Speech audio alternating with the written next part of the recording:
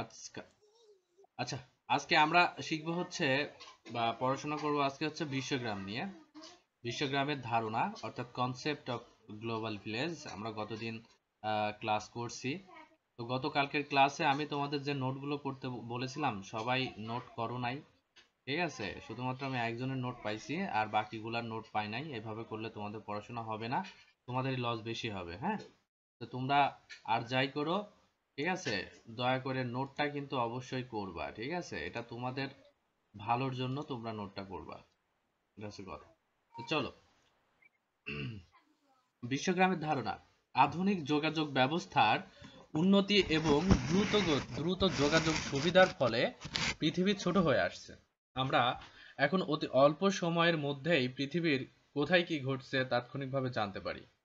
পৃথিবীর দেশগুলোকে যেন গ্রামের পরিবারের সমন্বয় বলে মনে হয়। এমনকি তারা তাদের সুখ দুঃখ পাশাপাশি প্রতিবেশীর মতো বিনিময় করছে। যদি কোনো দেশ সমস্যায় পড়ে পার্শ্ববর্তী দেশগুলো তার সাহায্য দ্রুত এগিয়ে আসে, তাই না? তো আমরা আমাদের অনুভূতিকে স্বল্প সময়ের মধ্যে পৃথিবীর বিভিন্ন প্রান্তের মানুষের কাছে পৌঁছে দিতে পারছি। পৃথিবীব্যাপী স্বল্প সময়ে এই যোগাযোগ সুবিধার ফলেই বিশ্বকে একটি গ্রাম হিসেবে তুলনা করা হচ্ছে। এজন্য বর্তমান বিশ্বকে গ্লোবাল ভিলেজ বা বিশ্বগ্রাম বলা হয়। তাহলে এখান থেকে একটা অবজেক্টিভ হইতে পারে, বর্তমান বিশ্বকে গ্লোবাল ভিলেজ বা বিশ্বগ্রাম বলা হয়। বর্তমান বিশ্বকে কি বলা হয়? অবজেক্টিভে থাকতে পারে গ্লোবাল ভিলেজ অথবা বিশ্বগ্রাম, ঠিক আছে? বিভিন্ন সমাজবিজ্ঞানী এবং দার্শনিক বিশ্বগ্রাম সম্পর্কে সংজ্ঞা প্রদান করেছেন। সেইগুলোর মধ্যে একজন হচ্ছে Herbert Marshall McLuhan. Herbert Marshall McLuhan, এই নামটা খুব ভালো করে মাথায় রাখবা। তার একটি বই the Gutenberg galaxy, the making of typographic man এবং আন্ডারস্ট্যান্ডিং মিডিয়া, বইতে প্রথম বিশ্বগ্রাম বা গ্লোবাল ভিলেজের ধারণা দেন। তাহলে এখানে আরেকটা কোশ্চিন হতে পারে যে প্রথম বিশ্বগ্রাম বা গ্লোবাল ভিলেজের ধারণা কে দেন? তাহলে তোমরা উত্তর করবা যে হারবার্ট মার্শাল ম্যাকলুহান, তিনি সর্বপ্রথম বিশ্বগ্রাম বা গ্লোবাল ভিলেজের ধারণা দেন। কোন বইতে দিয়েছিলেন? The Gutenberg galaxy, the making of typography man এবং আন্ডারস্ট্যান্ডিং মিডিয়া, এটাতে। আচ্ছা, এরপরে রোনাল্ড রবার্টসন। এখন রোনাল্ড রবার্টসন উনি বলেছেন যে বিশ্বায়ন হচ্ছে বিশ্বের সংকোচন এবং পরস্পর নির্ভরশীলতা। অর্থাৎ এক একজন বিজ্ঞানী এই বিশ্বগ্রাম সম্পর্কে বা এক একজন গবেষক বা সমালোচক এই বিশ্বগ্রাম সম্পর্কে কি বলতেছে সেই বিষয়গুলো তুলে ধরা হয়েছে। এখন মার্টিন অ্যালব্রো বলেন, তাহলে ইনিও একজন গবেষক বা এই বিষয়ে উনিও তার মন্তব্য প্রকাশ করতেছে যে বিশ্বায়ন হচ্ছে সামগ্রিক কমিউনিটির মধ্যে সমস্ত মানুষকে নিয়ে আসার প্রক্রিয়া। অর্থাৎ বিশ্বায়ন হচ্ছে সামগ্রিক কমিউনিটির মধ্যে সমস্ত মানুষকে নিয়ে আসার প্রক্রিয়া। অর্থাৎ যতগুলো কমিউনিটি আছে সব কমিউনিটির মধ্যে প্রত্যেকটা মানুষ থাকবে কোনো না কোনো ভাবে। অ্যান্থনি পিরেন্স বলেন বিশ্বায়ন হচ্ছে বিশ্বব্যাপী সামাজিক সম্পর্কের প্রগাঢ়করণ, অর্থাৎ একত্রকরণ করা, ঠিক আছে, সম্পর্ক আরো ঘনিষ্ঠ করা, বা হচ্ছে তোমার সম্পর্কের দূরত্বটা কমায় নিয়ে আসা। হ্যাঁ, তো আমরা বলতে পারি বিশ্বগ্রাম হচ্ছে এমন একটি সামাজিক বা সাংস্কৃতিক ব্যবস্থা যেখানে পৃথিবীর সকল প্রান্তের মানুষই একটি একক সমাজে বসবাস করে এবং ইলেকট্রনিক মিডিয়া ও তথ্য প্রযুক্তি ব্যবহারের মাধ্যমে তারা সহজেই তাদের চিন্তা চেতনা অভিজ্ঞতা সংস্কৃতি কৃষ্টি ইত্যাদি বিনিময় করতে পারে ও একে অপরকে সেবা প্রদান করতে পারে। তাহলে বিশ্বগ্রাম কি? এখানে আমরা কিন্তু সংজ্ঞা পাচ্ছি আর একটা, এই সংজ্ঞাটা তোমরা মুখস্থ করতে পারো। বিশ্বগ্রাম কাকে বলে? তোমরা বলতে পারো যে বিশ্বগ্রাম হচ্ছে এমন একটি সামাজিক বা সাংস্কৃতিক ব্যবস্থা যেখানে পৃথিবীর সকল প্রান্তের মানুষই একটি একক সমাজে বসবাস করে এবং ইলেকট্রনিক মিডিয়া মানে কি? তুমি হচ্ছে তোমার সোশ্যাল মিডিয়া কিন্তু একটা ইলেকট্রনিক মিডিয়া হতে পারে। তোমার ইউটিউব ফেসবুক হোয়াটসঅ্যাপ এইগুলো কিন্তু ইলেকট্রনিক মিডিয়া। হ্যাঁ, এছাড়াও রেডিও টেলিভিশন, তথ্য প্রযুক্তি ব্যবহারের মাধ্যমে তারা সহজে তাদের চিন্তা চেতনা অভিজ্ঞতা সংস্কৃতি, কৃষ্টি ইত্যাদি বিনিময় করতে পারে ও একে অপরকে সেবা প্রদান করে থাকে। তাহলে এটাই হচ্ছে বিশ্বগ্রাম। আচ্ছা, এখন WWW আবিষ্কারের অনেক পূর্বেই গ্লোবাল ভিলেজ শব্দের ধারণা পাওয়া যায়। অর্থাৎ এই যে গ্লোবাল ভিলেজ, এই শব্দের ধারণা কিন্তু WWW আবিষ্কারের অনেক আগেই, অর্থাৎ ইন্টারনেট তৈরি হওয়ার বা ইন্টারনেট আবিষ্কার হওয়ার অনেক আগেই কিন্তু এই কথাটা তোমার হচ্ছে ধারণা পাওয়া যায়। অর্থাৎ WWW আবিষ্কারের অনেক পূর্বে গ্লোবাল ভিলেজ শব্দের ধারণা পাওয়া যায়। অর্থাৎ ইন্টারনেট যখন চালুই হয়নি বা ইন্টারনেট তৈরিই হয়নি বা সৃষ্টি হয়নি, তখনই কিন্তু অনেকে এই বিষয় নিয়ে ধারণা করে ফেলেছিল যে গ্লোবাল ভিলেজ। যেমন তার মধ্যে একজন হারবার্ট মার্শাল ম্যাকলুহান, তিনি তার বইতে অলরেডি এই বিষয়টাকে উল্লেখ করেছিল। তো বিশ্বের যে কোনো প্রান্তে এখন পাশাপাশি বসে যোগাযোগ হচ্ছে বলে মনে হয়। যেমন স্কাইপ, ফেসবুক, মাই স্পেস, টুইটার। অবশ্য বুঝতে পারছো যে এগুলো এক একটা যোগাযোগ মাধ্যম। তো এগুলোতে কথা বলে মানুষ সামাজিক, রাজনৈতিক, অর্থনৈতিক, শিক্ষা, গবেষণার সুযোগ সৃষ্টি করে। মূলত ইলেকট্রনিক টেকনোলজির মাধ্যমে আইসিটি বিশ্বগ্রাম তৈরিতে ক্রমবর্ধমান উন্নতি সাধন করছে। তাইলে মূলত ইলেকট্রনিক টেকনোলজির মাধ্যমে, তাহলে আইসিটি বিশ্বগ্রাম তৈরিতে ক্রমবর্ধমান উন্নতি সাধন করছে কোন জিনিসটি? তাহলে বলতে হবে বা কিসের মাধ্যমে? তাহলে উত্তর করতে হবে মূলত বা ইলেকট্রনিক টেকনোলজির মাধ্যমে। তাহলে এখানে কিন্তু একটা অবজেক্টিভ অথবা তোমাদের শর্ট কোশ্চেন হতে পারে যে আইসিটি বিশ্বগ্রাম তৈরিতে ক্রমবর্ধমান উন্নতি সাধন করছে কিসের মাধ্যমে? উত্তর হবে ইলেকট্রনিক টেকনোলজি। এক কথায় বলা যায় গ্লোবাল ভিলেজ বা বিশ্বগ্রাম হচ্ছে এমন একটি সামাজিক এবং সাংস্কৃতিক সংগঠন বা কমিউনিটি যেখানে কমিউনিটির সকল সদস্য ইন্টারনেট তথা যোগাযোগ প্রযুক্তির মাধ্যমে সংযুক্ত। তথ্য ও যোগাযোগ প্রযুক্তির ক্রমবর্ধমান উন্নতির ফলে বসবাসযোগ্য পৃথিবীর ক্রমশ ছোট হয়ে আসছে, যেন একটি বিশ্বগ্রাম পরিণত হচ্ছে। পৃথিবীর সব দেশেই গ্রামের সকল মানুষের মধ্যেই পরস্পর সম্পর্ক ও সহযোগিতা বিদ্যমান থাকে। তথ্য প্রযুক্তি উন্নতির কারণে এবং ইন্টারনেটের যথোপযুক্ত ব্যবহারের ফলে বিশ্ব আজ গ্রামের মতো ছোট হয়ে আসছে। এটা কিন্তু আমরা খুব সহজে এই বিষয়টা কিন্তু রিয়েলাইজ করতে পারতেছি। কিভাবে? দেখো তোমাদের তোমরা নিজেরাই খেয়াল করে দেখো, তোমাদের নিজেদের কেউ হয়তো ঢাকাতে থাকে, কেউ বিভিন্ন এলাকাতে থাকে, গ্রামে থাকে না, বাইরে থাকে, কেউ হয়তো দেশের বাইরে থাকে। ঠিক আছে? তাদের সঙ্গে তোমরা কথা বলতে চাইলেই জাস্ট ইন্টারনেট কানেকশনটা অন করো, সোশ্যাল মিডিয়াতে যাও বা যে কোনো একটা যোগাযোগ অ্যাপ্লিকেশন অন করো বা একটা মাধ্যম ব্যবহার করে তাদের সঙ্গে তোমরা খুব দ্রুতই কিন্তু কন্টাক্ট করতে পারতেছো। অর্থাৎ এই যে তথ্য যোগাযোগ প্রযুক্তি, এটা আমাদেরকে কি করছে? একটি গ্রামের মতো তৈরি করে ফেলছে। যেমন তোমার গ্রামের পাশের প্রতিবেশীর বাড়িতে কি হচ্ছে না হচ্ছে ইচ্ছা হলে যাইতে পারতেছো, ইচ্ছা হলে তাদের সঙ্গে কথা বলতে পারতেছো। এই যে একটা সুযোগ তোমার কাছে রয়েছে, ঠিক সেইভাবেই তুমি দেখো বিশ্বের যে কোনো প্রান্তের মানুষের সম্পর্কে তুমি জানতে পারতেছো, তোমার সম্পর্কে জানাতে পারতেছো, তাদের সঙ্গে তুমি কথা বলতে পারতেছো। তো এভাবেই তোমার বিশ্বগ্রামের মাধ্যমে মানুষ কি করছে? একটা গ্রামে রূপান্তর করে ফেলতেছে পুরা বিশ্বটাকে। হ্যাঁ, মানে একদম গ্রামের মতো ছোট করে ফেলতেছে।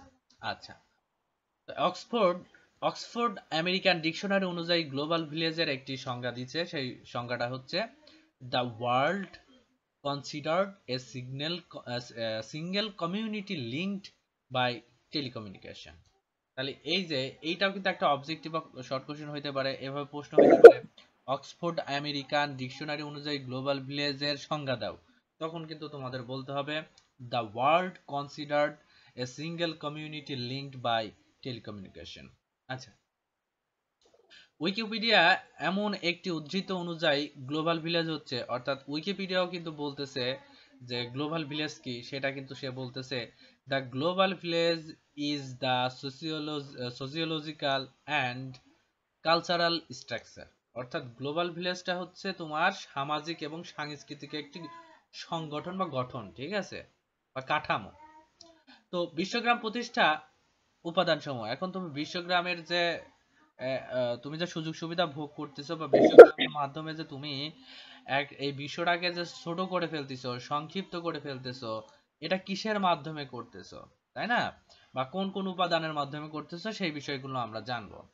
প্রথমত রয়েছে তোমার হার্ডওয়্যার বা কম্পিউটার সংশ্লিষ্ট যন্ত্রপাতি। হার্ডওয়্যার মানে কি? হার্ডওয়্যার মানে যেই জিনিসটাকে ছোঁয়া যায় ধরা যায় এমন একটা ডিভাইস বা সেই ডিভাইস গুলোকে।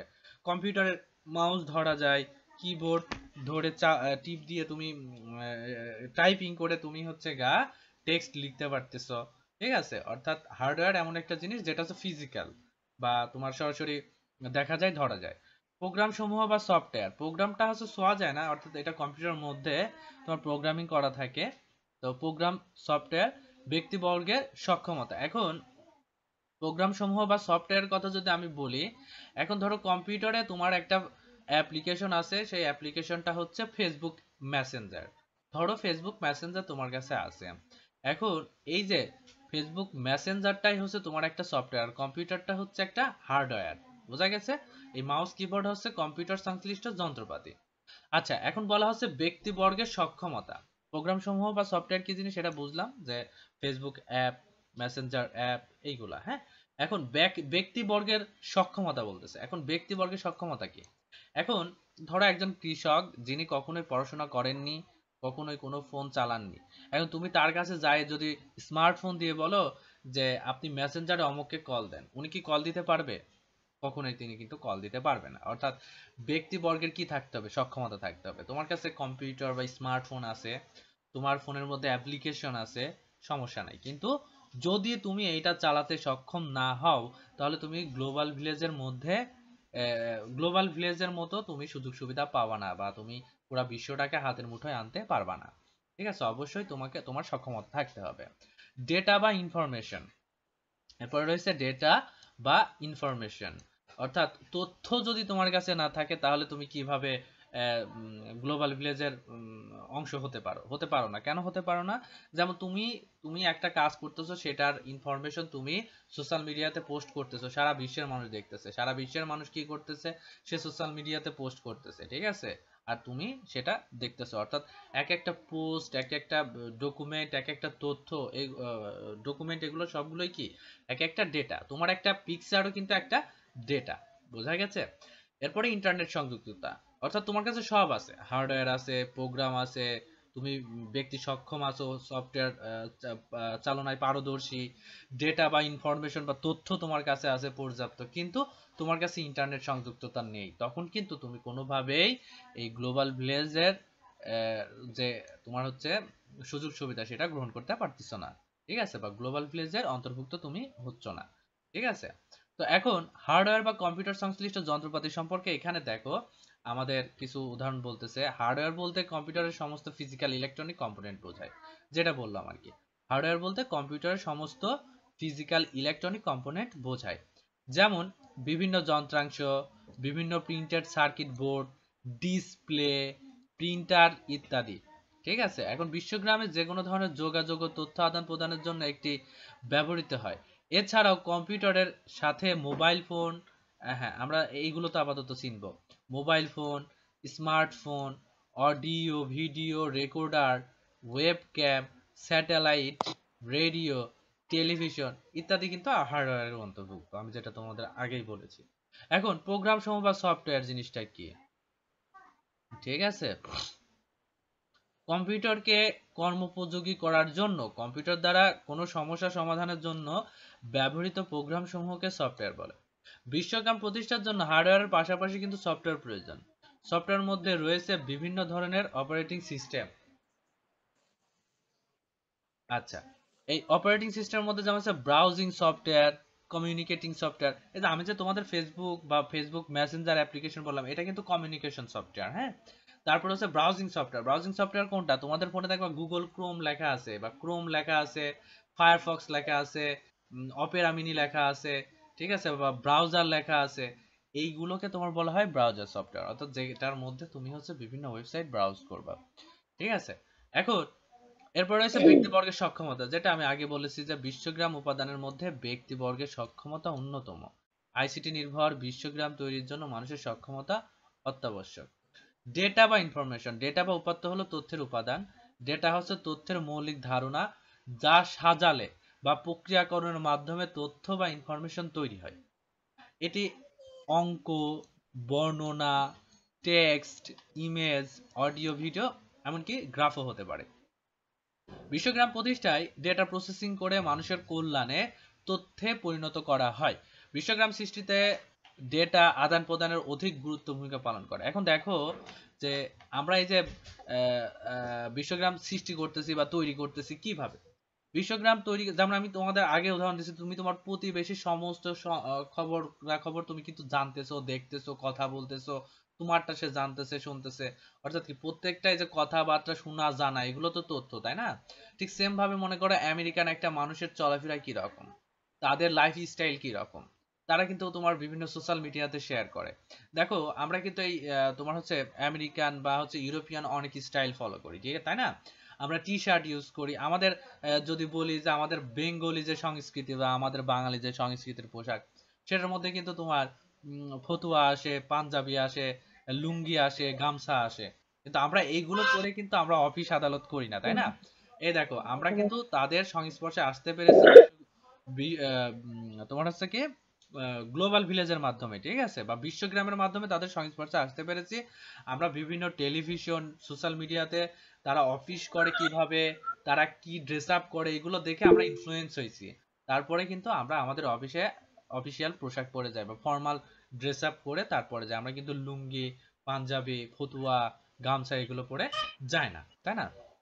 এই জন্য আমাদের ডেটা ডেটা বা ইনফরমেশন যে বিষয়গুলো রয়েছে, এগুলো যদি তোমার সঙ্গে তারা শেয়ার না করতো, বা তাদের যে সংস্কৃতি সেই সংস্কৃতির তথ্যগুলো যদি তারা শেয়ার না করতো, তাহলে কিন্তু আমরা এগুলো জানতেও পারতাম না, তাদের মতো চলতেও পারতাম না। আমাদের দেখে মনেও হইতো না যে আমরা হচ্ছে আমেরিকানদের মতো না হইলেও মনে হইতো না যে মানে আমেরিকান, যে আমরা আমেরিকান না এটা ঠিক আছে, বাট আমাদের চলাফেরা তাদের মতো আর কি হতো না, দেখা যেত না।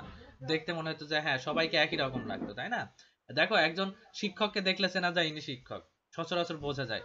একজন অফিসিয়াল যে জব করে তার পোশাক পরিচ্ছদে বোঝা যায়নি একজন অফিসিয়াল জব করে। যিনি কৃষক তার পোশাক আশাকের ভিন্নতা আছে, হ্যাঁ, এভাবে আমরা কিন্তু বুঝতে পারছি। অর্থাৎ এই যে এক একটা ইনফরমেশন বা এক একটা বিষয়, প্রত্যেকটা জিনিসই কিন্তু এক একটা ডেটা বা ইনফরমেশনের মধ্যে অন্তর্ভুক্ত, তাই না? এরপরে রয়েছে ইন্টারনেট সংযুক্ততা। এই যে ইন্টারনেট সংযুক্ততা, এই ইন্টারনেট সংযুক্ততা ছাড়া বিশ্বগ্রাম প্রায় অসম্ভব। সারা পৃথিবী জুড়ে বিস্তৃত পরস্পরের সাথে সংযুক্ত অনেকগুলো কম্পিউটার নেটওয়ার্কের সমষ্টিতে গঠিত ইন্টারনেট বিশ্বগ্রামের ধারণাকে আজ বাস্তবে পরিণত করেছে, ঠিক আছে? এখন দেখো বিশ্বগ্রাম সৃষ্টির কারণ। বিশ্বগ্রাম প্রক্রিয়ার প্রধান কারণ হচ্ছে, এটা অবশ্যই ভালো করে মাথায় নেবা, বিশ্বগ্রাম প্রক্রিয়ার প্রধান কারণ হচ্ছে তথ্য ও যোগাযোগ প্রযুক্তির বিস্ময়কর বিকাশ। বিশ্বকে সংযুক্ত করার প্রথম প্রক্রিয়া শুরু হয়েছিল ঔপনিবেশিক যুগের প্রথম দিকে সারা দুনিয়া জুড়ে টেলিগ্রাফ লাইনের স্থাপনের মাধ্যমে। দেখো এইটা একটা মজার বিষয়, তোমরা এই বিষয়ে তোমরা জানো কিনা, টেলিগ্রাফ, এই টেলিগ্রাফের মাধ্যমে কয়েক লাইনের মেসেজ পাঠানো যেত, হ্যাঁ।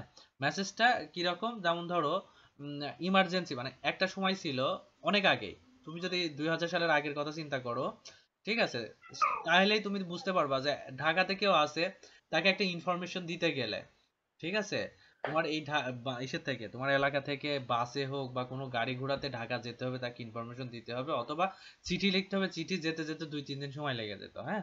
কিন্তু এই তারও আগে তোমার হচ্ছে টেলিগ্রাফ তৈরি হয়, হ্যাঁ। এই টেলিগ্রাফটা কি রকম ছিল? টেলিগ্রাফটা হচ্ছে তোমার অনেক লেখা যেত না, হয়তো তাকে ইনফরমেশন জানাতে হবে যে তুমি খুব দ্রুত বাসায় চলে আসো, হয়তো এই কথাটা তোমার লিখতে পারবা যে তুমি খুব দ্রুত চলে আসো বা বাসায় চলে এসো দ্রুত, ঠিক আছে। এই ধরনের ছোট ছোট ওয়ার্ড, শুধুমাত্র একবার বা দুইবার ছোট ছোট ওয়ার্ড তোমার পাঠিয়ে টেলিগ্রাফ পাঠানো হতো, হ্যাঁ। অর্থাৎ সেই সময় থেকে এই বিশ্বগ্রাম মানে প্রক্রিয়ার প্রধান যে প্রক্রিয়া সেটা কিন্তু শুরু হয়ে গেছিল। এটা কিন্তু ঔপনিবেশিক যুগে, মানে অনেক আগের কথা, ঠিক আছে।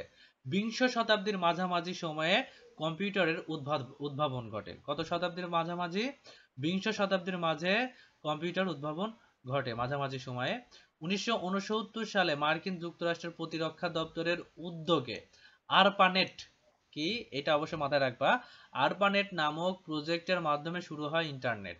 ইন্টারনেট এবং ইন্টারনেট ভিত্তিক যোগাযোগ এখন বিশ্বজুড়ে সবচেয়ে গুরুত্বপূর্ণ যোগাযোগ মাধ্যম। তাহলে সর্বপ্রথম ইন্টারনেট যাত্রা বা শুরু হয় কবে, কত কত সাল থেকে? 1969 সাল থেকে। কারা করে? মার্কিন যুক্তরাষ্ট্রের প্রতিরক্ষা দপ্তর, ঠিক আছে। কোন প্রজেক্টের মাধ্যমে শুরু করেছিল? আরপানেট। দেখো একটা জায়গা থেকে অনেকগুলো অবজেক্টিভ তোমরা বের করে নিবা, নোট করে ফেলবা, ঠিক আছে? বিশ্বগ্রামের দ্বিতীয় গুরুত্বপূর্ণ কারণ হচ্ছে বিশ্বের কেন্দ্রের এবং ব্যবসায়িক কৌশল এক দেশ থেকে অন্য দেশে প্রসার ঘটায়। দ্বিতীয় বিশ্বযুদ্ধের পর মার্কিন বহুজাতিক সংস্থাগুলো ইউরোপের উৎপাদন শুরু করে। 1970 সালের পর ইউরোপীয় সংস্থাগুলো মার্কিন যুক্তরাষ্ট্রে উৎপাদন শুরু করে। বুঝতে পারছো? তো একই সময়ে জাপানি সংস্থাগুলো দক্ষিণ পূর্ব এশিয়ায় উৎপাদন শুরু করে। এভাবে বহুজাতিক সংস্থা অর্থনৈতিক একই একই ভবনে গুরুত্বপূর্ণ ভূমিকা পালন করে। অর্থাৎ এই ইন্টারনেটের মাধ্যমে, ঠিক আছে, তোমার তারা বিভিন্ন ধরনের উৎপাদন ব্যবস্থা শুরু করে। তোমার হচ্ছে গিয়ে কোন দেশ কোন সাইডে করতেছিল সেই জিনিসটা এখানে উল্লেখ করা হয়েছে। তো বিশ্বগ্রামের ফলে সমাজে ভালো ও খারাপ উভয় ধরনের প্রভাব পরিলক্ষিত হয়। ঠিক আছে, নিচেই এদের বর্ণনা দেয়া হলো। বিশ্বায়ন বৈশিষ্ট্য বা বিশ্বায়নের 4টি মূল বৈশিষ্ট্য লক্ষ্য করা যায়। আচ্ছা, আমরা এখন এটা পড়ার আগে বলবো যে তোমরা বুঝতেছো কিনা পড়া।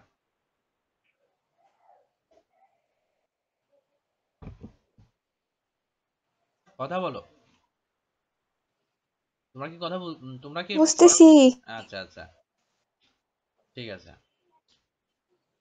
কোনো সমস্যা হলে অবশ্যই বলবা যে বুঝতেছি না, প্রশ্ন করবা এই জায়গা থেকে, আমি এই জায়গা থেকে উত্তর দিয়ে দেবো যে জায়গা থেকে সমস্যা হবে। হ্যাঁ, সমস্যা হলে বলবো না, কিন্তু এই যে তানহা কিডা, ওর রুমের থেকে শব্দ আসতেছে, মিউট করতে কি হচ্ছে?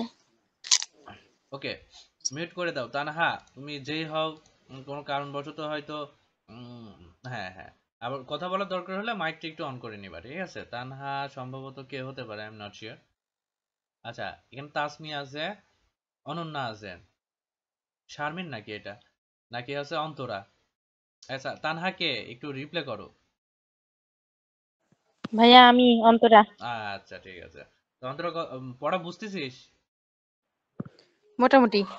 তুই তো খালি মোটামুটি বুঝিস, কোনো সময় ভালো বুঝিস না, একদম কমও বুঝিস না, ঠিক আছে? আচ্ছা, না না বুঝলে বুঝলি, জানাবো। না বুঝলি মাইক অন করে কোশ্চেন করবি, বুঝেছিস? ঠিক আছে। আচ্ছা আচ্ছা, এখন আমরা হচ্ছে বিশ্বায়নের বৈশিষ্ট্য সম্পর্কে জানবো। সেগুলো হচ্ছে ভৌগোলিক অবস্থানের ঊর্ধ্বে সামাজিক নতুন বিন্যাস, যার মাধ্যমে দূরের মানুষের সাথে তাৎক্ষণিক যোগাযোগ এবং সম্পর্ক স্থাপন সম্ভব।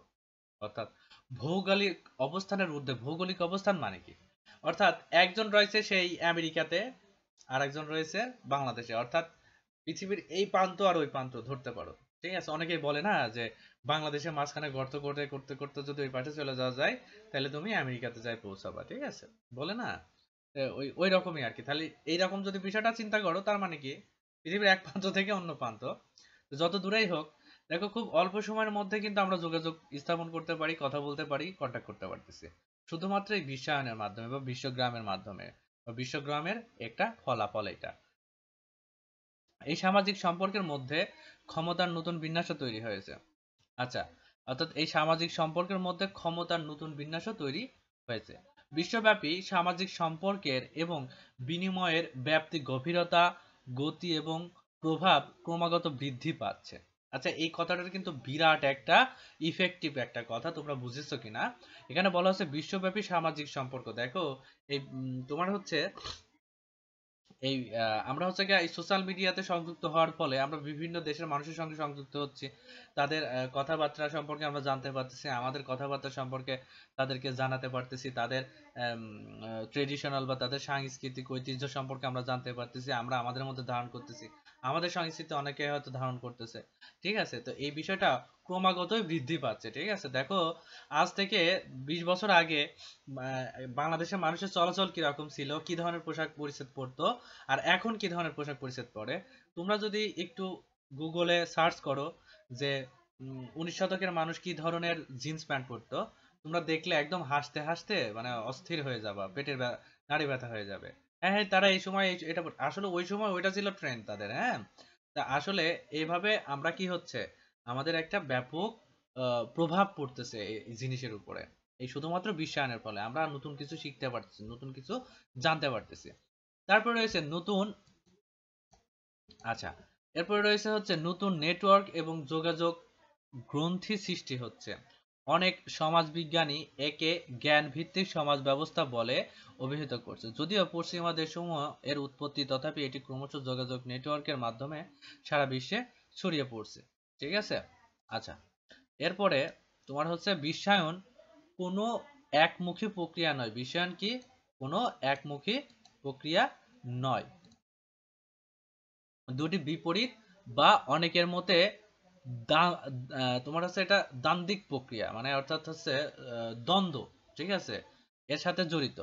এর প্রথমটি হচ্ছে বিশ্বমুখীনতা বা গ্লোবাল, যার মাধ্যমে বিশ্বের বিভিন্ন সমাজ, প্রতিষ্ঠান এবং সংস্কৃতি সমরূপ ধারণ করে। আচ্ছা, অর্থাৎ তোমার হচ্ছে যে আমি যেটা বললাম এর আগে যে বিভিন্ন মানুষের সংস্কৃতি আমরা ধারণ করতেছি। অন্যটি হচ্ছে স্থানিক বা হচ্ছে লোকাল, যার মাধ্যমে প্রান্তিক সমাজ, প্রতিষ্ঠান এবং সাংস্কৃতিক গুরুত্ব অর্জন করে এবং শক্তিশালী হয়। অর্থাৎ দেখো আমরা হয়তো ইন্টারনেটের মাধ্যমে অনেক প্রত্যন্ত এলাকার সম্পর্কে জানতে পারতেছি, তারা হয়তো এখনো ওই অনেক কিছুই জানে না। ঠিক আছে, আধুনিকতা সম্পর্কে অনেক কিছুই জানে না। এমনও দেশের বিভিন্ন জায়গায় বিভিন্ন বিষয় আছে যে এই সম্পর্কে আমরা জানতে পারতেছি। এখন তারা যদি আমাদের মতো, যদি আমাদের সঙ্গে তারা যদি কম্পিউটার, ইন্টারনেট এগুলো চালানো শুরু করতে, তাহলে আমাদের সম্পর্কে তারা অনেক বেশি কিছু জানতে পারতো। তো এর উদাহরণ হচ্ছে বিলুপ্তপ্রায় ভাষাগুলির প্রতি এখন নতুন করে দৃষ্টিপাত করা হচ্ছে এবং সেগুলো সংরক্ষণ করা হচ্ছে। আচ্ছা, এরপরে বিশ্বায়নের মাধ্যম সমূহ। আচ্ছা, বিশ্বায়নটা হচ্ছে কোন কোন মাধ্যমে, এটা আমাদের এখানে জানার বিষয়। বিশ্বায়ন কোনো সংকীর্ণ ধারণা নয়, এটি একটি বহুমাত্রিক প্রক্রিয়া। এর বহিঃপ্রকাশ বিভিন্নমুখী। বিশ্বায়ন বিকাশ তাই বিভিন্ন ধরনের শক্তির প্রত্যক্ষ অংশগ্রহণ স্পষ্ট। বহুজাতিক সংস্থার মধ্যে রয়েছে জাতিসংঘ, আন্তর্জাতিক শ্রম সংস্থা, বিশ্ব বাণিজ্য সংস্থা, বিশ্ব ব্যাংক, আন্তর্জাতিক মুদ্রা তহবিল। আচ্ছা, এই সম্পর্কে হয়তো তোমরা নিউজে অনেক কিছুই শোনো। ঠিক আছে, অবশ্য এই সম্পর্কে তোমরা নিউজ বা গুগল, ইউটিউব সার্চ করলে তোমরা জানতে পারবে জিনিসগুলো কি, বিশ্ব ব্যাংক কি, আন্তর্জাতিক মুদ্রা তহবিল কি, এগুলো জানতে পারবা।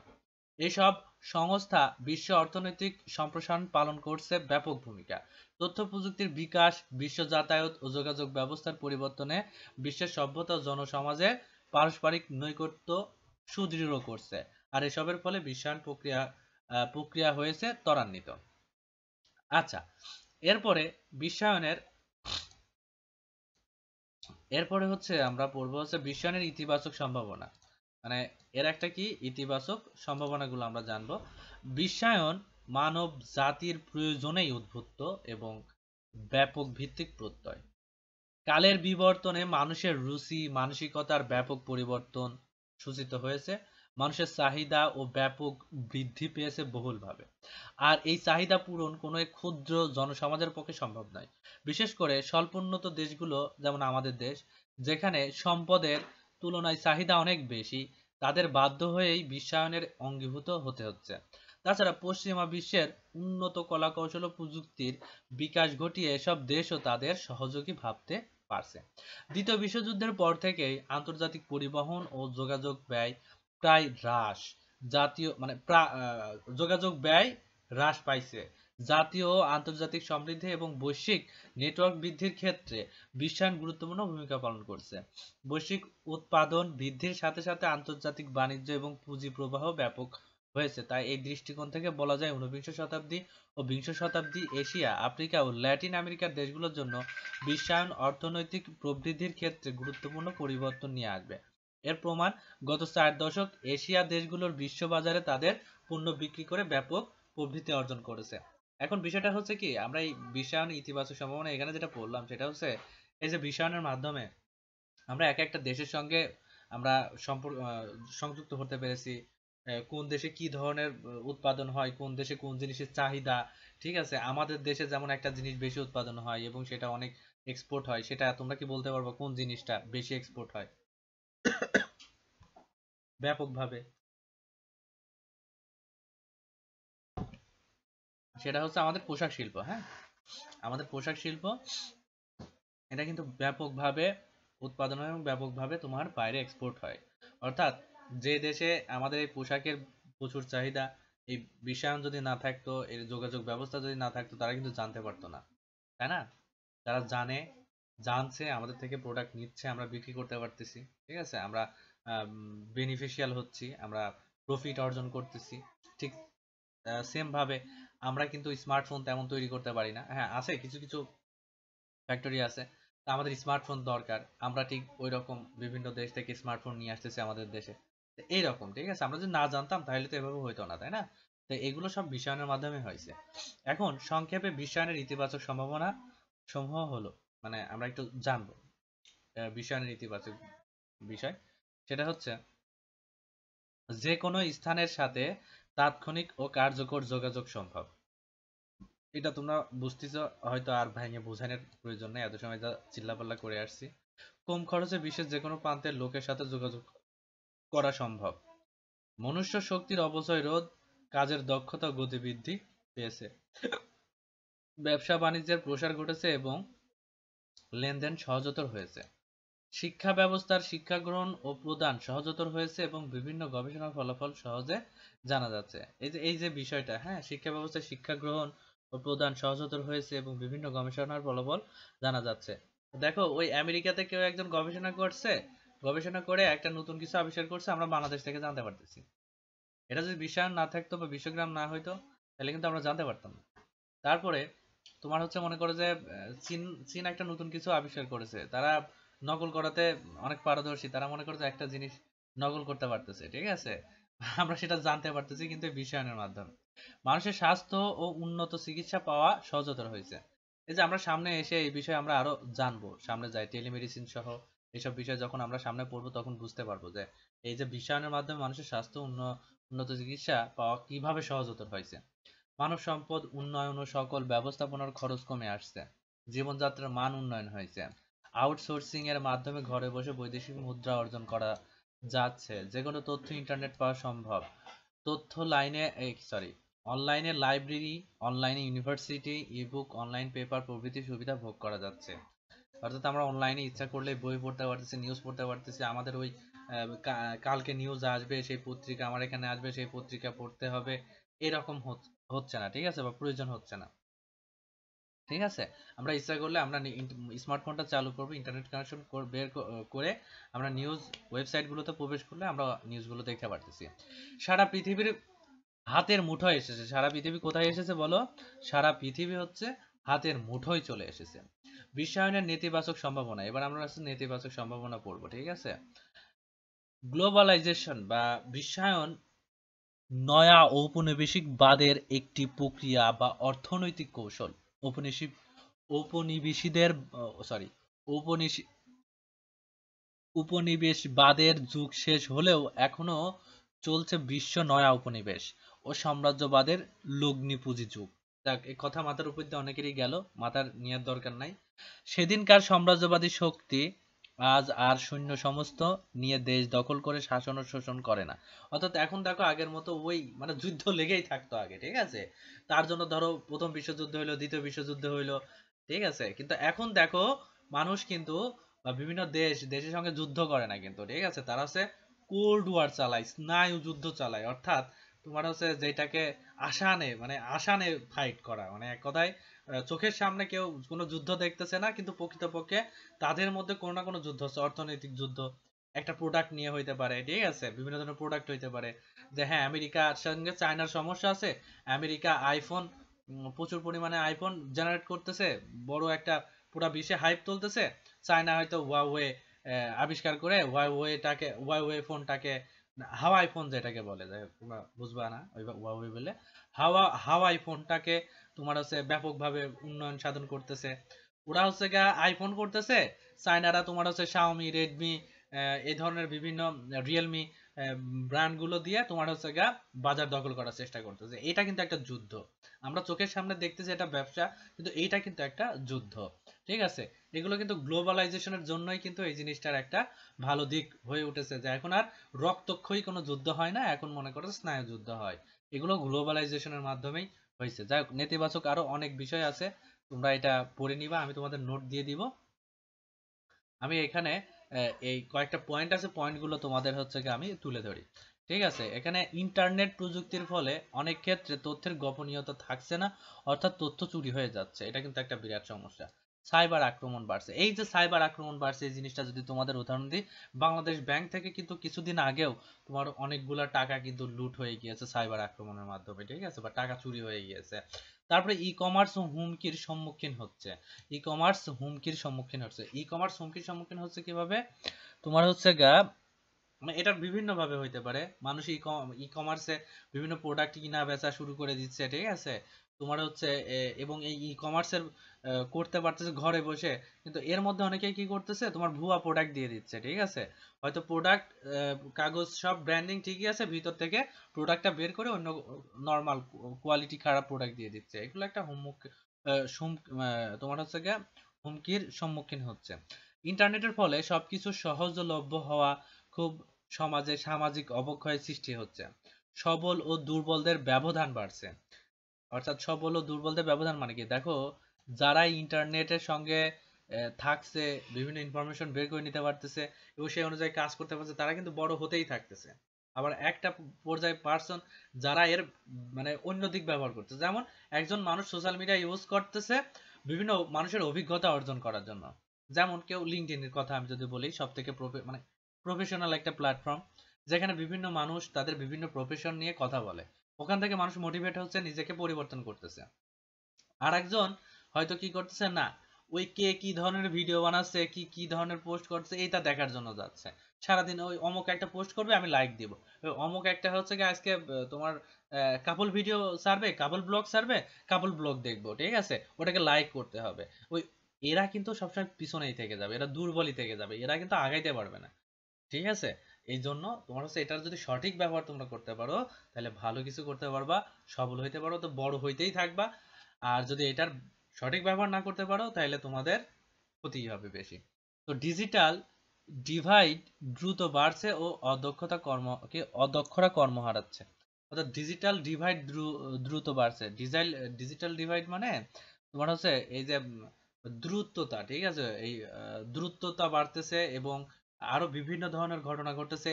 এআই রিলেটেড অনেক কিছু আছে, সামনে আমরা পড়বো।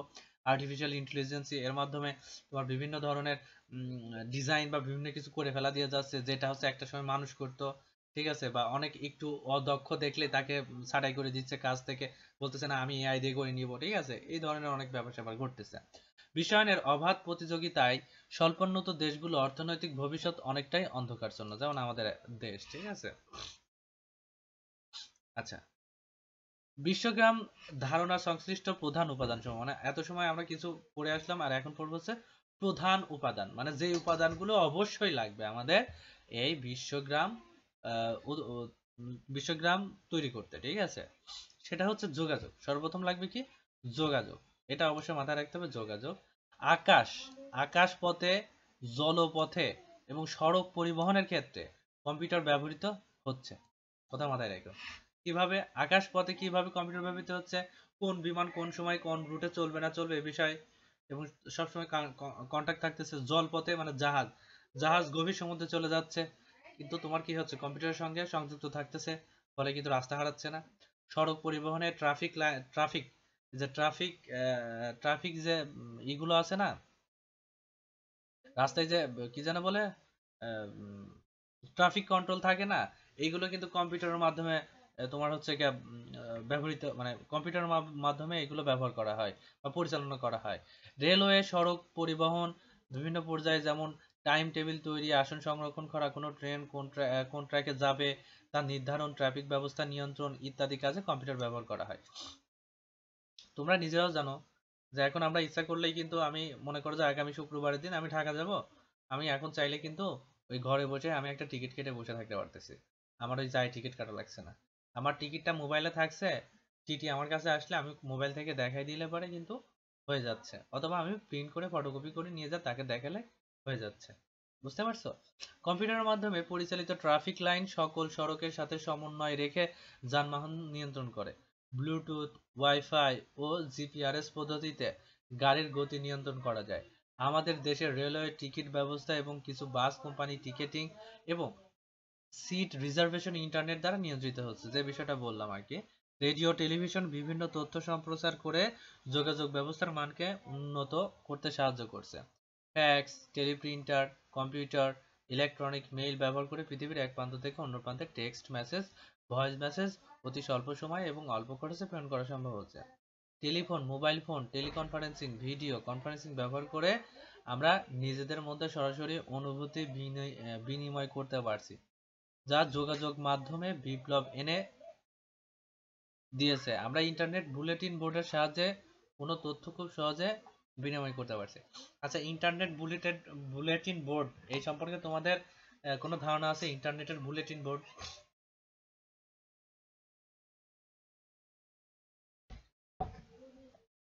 আচ্ছা তোমরা যদি অন্য সময় বড় কোনো স্টেশন অথবা তোমার হচ্ছে ঢাকাতে মেট্রো রেলে যাও অথবা বিমানবন্দরে যাওয়ার যদি সুযোগ হয়, দেখবা বড় বড় স্ক্রিন দেয়া থাকে, বিরাট বিরাট স্ক্রিন দেয়া থাকে। সেই স্ক্রিনে বিভিন্ন জিনিসপাতি উঠছে, কোন বিমান কোন সময় যাচ্ছে, কোন সময় আসবে, সমস্ত ইনফরমেশন কিন্তু লেখা থাকে। এগুলো কিন্তু ইন্টারনেটের মাধ্যমে সংযুক্ত থাকে, হ্যাঁ, এবং এই জিনিসটা আমরা খুব সহজে ওখান থেকে আমরা অ্যাক্সেস করতে পারতেছি। এছাড়াও রয়েছে ইমেইল। ইমেইল শব্দের অর্থ হলো ইলেকট্রনিক মেইল। এখান থেকে কোশ্চেন হইতে পারে, অবজেক্টিভ হইতে পারে। ইমেইল শব্দের অর্থ কি? Electronic mail. দ্রুত ডেটা কমিউনিকেশন মাধ্যম হলো ইমেইল। ঠিক আছে, দ্রুত ডেটা কমিউনিকেশন মাধ্যম হলো কি? ইমেইল। মাথায় রাখবা। ঠিক আছে, তথ্য প্রযুক্তি উদ্ভাবিত নতুন ডাক ব্যবস্থা যা হার্ডওয়্যার সফটওয়্যার সমন্বয়ে তৈরি। তাহলে এই যে তথ্য প্রযুক্তি উদ্ভাবিত নতুন ডাক ব্যবস্থা, অর্থাৎ চিঠি আদান প্রদান আমরা করতাম না, সেটাই এখন কি হয়ে গেছে? তথ্য প্রযুক্তির মাধ্যমে আমরা এই ইমেল পাঠাচ্ছি, যেটা হার্ডওয়্যার মানে কম্পিউটার, আর সফটওয়্যার মানে কি ওই যে বিভিন্ন যে অপারেটিং সিস্টেম হইতে পারে, ব্রাউজার সফটওয়্যার হইতে পারে, সেগুলোর মাধ্যমে আমরা ইমেল পাঠাচ্ছি। খুব দ্রুত অল্প সময়ে চিঠিপত্র অন্যান্য ডকুমেন্ট নির্ভুলভাবে গন্তব্যস্থানে পৌঁছানো যায়। বৈজ্ঞানিক গবেষণা, ব্যবসা বাণিজ্য, লাইব্রেরি, ইতিহাস ঐতিহ্য ব্যবহারের জন্য অডিও ভিডিও ডকুমেন্ট এমনকি চ্যাটিং এর ব্যবস্থা রয়েছে। একজনের কাছ থেকে একাধিক জনকে ইমেল করা যায়, অর্থাৎ তুমি চাইলে যে একটা ইমেল 100 জনের কাছে পাঠাইতে হবে, তুমি কি একজন একজন করে পাঠাবে না, তুমি একবারেই 100 জনের কাছে পাঠাইতে পারবা। ঠিক আছে, সেই ধরনের অপশন আছে। উইকিপিডিয়া অনুসারে electronic mail or email is a method of exchanging digital message for an author to one or more recipients। অর্থাৎ যে এখানে ইমেল জিনিসটা কি সেটার সংজ্ঞা এখানে বলতেছে উইকিপিডিয়ার অনুযায়ী, উইকিপিডিয়া এই কথাটা বলছে। ইমেলের জন্য যে জিনিসগুলো প্রয়োজন তা হলো কম্পিউটার বা স্মার্টফোন, মডেম, ইন্টারনেট সংযোগ এবং ইমেল অ্যাড্রেস। যে মেইল প্রেরণ করবে এবং যার কাছে প্রেরণ করবে উভয়ের অ্যাড্রেস থাকতে হবে।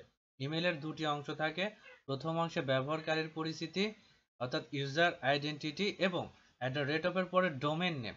আচ্ছা, এই যে দেখো এখানে মেইল আছে, এই যে লেখা রয়েছে মাসুদ 5972, এই যে আছে এইটাকে তোমার বলা হচ্ছে ইউজার নেম বা ডোমেন নেম, সরি এটাকে তোমার কি বলা হচ্ছে? প্রথম অংশকে ইউজার আইডেন্টিটি বলে। এটাকে কি বলা হয়? ইউজার আইডেন্টিটি বলা হয়। আর এই যে @of রয়েছে না, এই যে @of দেখা যায় যে এখানে @of রয়েছে, এই @of এর পরের অংশ অর্থাৎ gmail.com, এই অংশটাকে তোমার বলা হচ্ছে ডোমেন নেম। তাহলে আগে যেটুকু থাকছে সেটাকে বলা হচ্ছে যে তোমার হচ্ছে ইউজার আইডেন্টিটি, আর পরে যে @gmail.com লেখা রয়েছে এটা হচ্ছে ডোমেন নেম। এটা কিন্তু মাথায় রাখতে হবে। এই যে নিচে আরো একটা আছে, এখানে রয়েছে কি মাসু আইআরসি, এটা হচ্ছে ইউজার আইডেন্টিটি, আর এই যে পরে যে @of এর পরে যেটুকু রয়েছে এটা হচ্ছে ডোমেন নেম। আচ্ছা, টেলিকনফারেন্সিং টেলিযোগাযোগের মাধ্যমে সভা অনুষ্ঠানের প্রক্রিয়াকে টেলিকনফারেন্সিং বলে। এই সভাকে টেলিকনফারেন্স বলে। টেলিকনফারেন্সের মাধ্যমে বিভিন্ন সভা, সেমিনার বা দলবদ্ধভাবে যোগাযোগ করা যায়। বিভিন্ন ভৌগোলিক দূরত্বে কিছু ব্যক্তি অবস্থান করে টেলিযোগাযোগ সিস্টেমের মাধ্যমে সংযুক্ত থেকে কোনো সভা অথবা সেমিনারে অনুষ্ঠানের ব্যবস্থা করা হয় টেলিকনফারেন্সিং এর জন্য। এখন টেলিকনফারেন্সিং আর ভিডিও কনফারেন্সিং অনেকেই গুলা ফেলবা, পরীক্ষায় আসতে পারে, তা আমি জিনিসটা ক্লিয়ার করে দিচ্ছি, এই জিনিসটা কিন্তু ভুল করা যাবে না। টেলিকনফারেন্সিংটা হচ্ছে তোমার হচ্ছে টেলিফোন সংযোগ থাকবে, কম্পিউটার, অডিও কার্ড থাকবে, মানে এক কথায় কম্পিউটারের অডিও অথবা মাইক্রোফোন থাকবে বা এমআইসি বা স্পিকার, এই জিনিসগুলো। অর্থাৎ তোমার এখানে কোনো ভিডিও থাকবে না, শুধুমাত্র অডিওর মাধ্যমে। দেখো তুমি যখন কম্পিউটারের মাধ্যমে কথা দিতে যাচ্ছ তখন কম্পিউটার মাইক্রোফোন থাকা লাগতেছে এবং সেইটা রেকর্ড করার জন্য তোমার অডিও কার্ড থাকা লাগতেছে, এই জিনিসগুলো এখানে বলতেছে। এবং টেলিফোন সংযোগ মানে কি? মানে তোমার যার সঙ্গে কথা বলছো তার সঙ্গে একটা কলের যোগাযোগ থাকতে হবে, সেটা হচ্ছে টেলিফোন সংযোগ, সেটা অডিও কল হইতে পারে। ঠিক আছে, অর্থাৎ টেলিকনফারেন্সিং যেখানে ভিডিও থাকবে না সেটা হচ্ছে টেলিকনফারেন্সিং।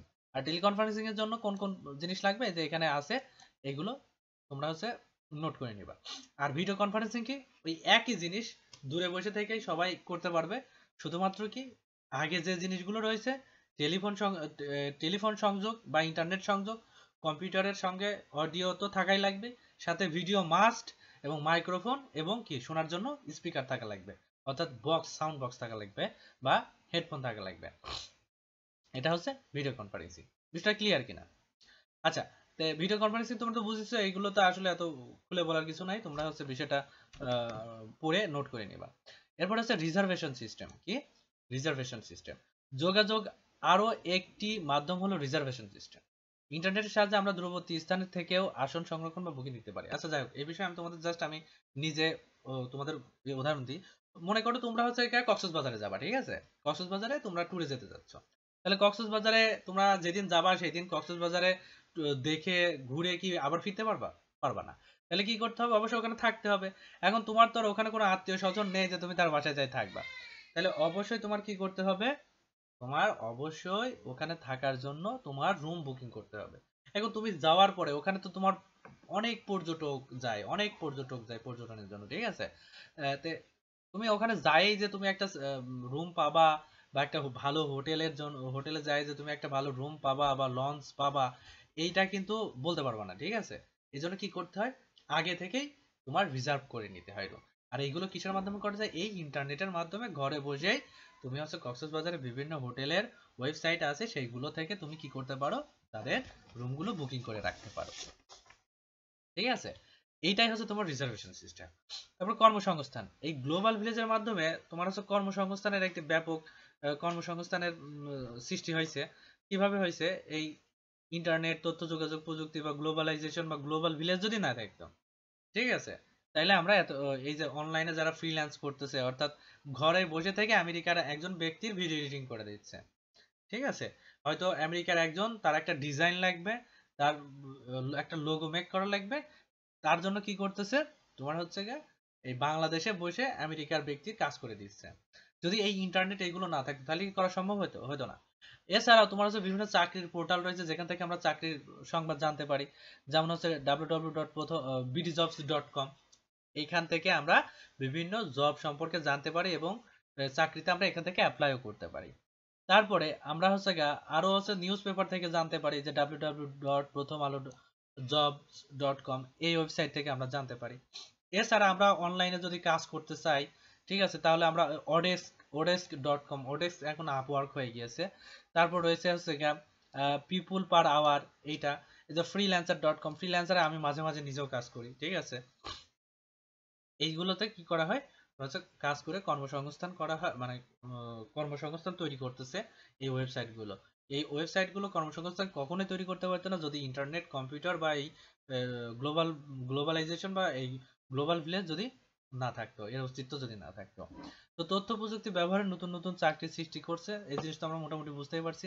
এছাড়াও আমাদের দেশের মানে আমাদের দেশের যে Bangladesh overseas employment and service limited, বিশেষ করে এর নাম হচ্ছে বয়েসেল, এরা হচ্ছে বিভিন্ন দেশে তোমার কাজ করতেছে বিভিন্ন দেশের। তাছাড়া আমাদের দেশের লোকদেরকে বাইরের দেশে পাঠাচ্ছে এরা বিভিন্ন কাজের জন্য, বিভিন্ন চাকরির জন্য, ঠিক আছে? এগুলো করতে পারতেছে।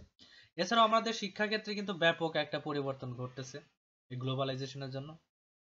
এই গ্লোবাল ভিলেজ শিক্ষাক্ষেত্রে এনে দিয়েছে বৈপ্লবিক পরিবর্তন।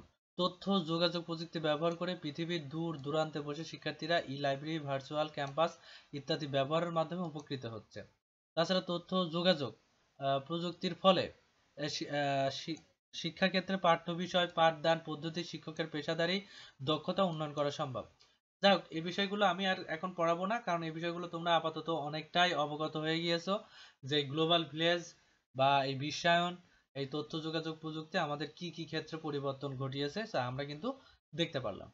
তো আজকের ক্লাসটা আসলে এই পর্যন্ত ছিল। আমি এই নোটগুলো তোমাদের ফেসবুকে দিয়ে দিব এবং আমি কালকে অবশ্যই কালকে দুপুর 12টার আগেই আমি বলবো এর মধ্যে থেকে যতগুলো অবজেক্টিভ আছে প্রত্যেকটা অবজেক্টিভ বের করবা, বের করে নোট করবা। আমি বলেছি আগেই ফ্রেশ খাতা করবা, ফ্রেশ খাতা করে করবা, এবং এইটাই তোমার কিন্তু পরীক্ষার আগে বিরাট একটা ইফেক্ট ফেলাবে তোমার পড়াশোনার বিষয়ে, ঠিক আছে? তুমি জাস্ট খাতাটা একবার রিডিং পড়ে, মানে তুমি যত নোটগুলো করছো নোটের কোশ্চেনগুলো পড়বা, পড়ার পরে জাস্ট তুমি বই দিক তাকালে তুমি দেখবে যে সব তুমি পারতেছো। পরীক্ষার হলে যাই দেখবা সব তুমি পারতেছো, তুমি এই জিনিসটা পড়ছো। জন্য নোট করাটা খুবই গুরুত্বপূর্ণ, ঠিক আছে? তো আজকের ক্লাসটা এই পর্যন্তই।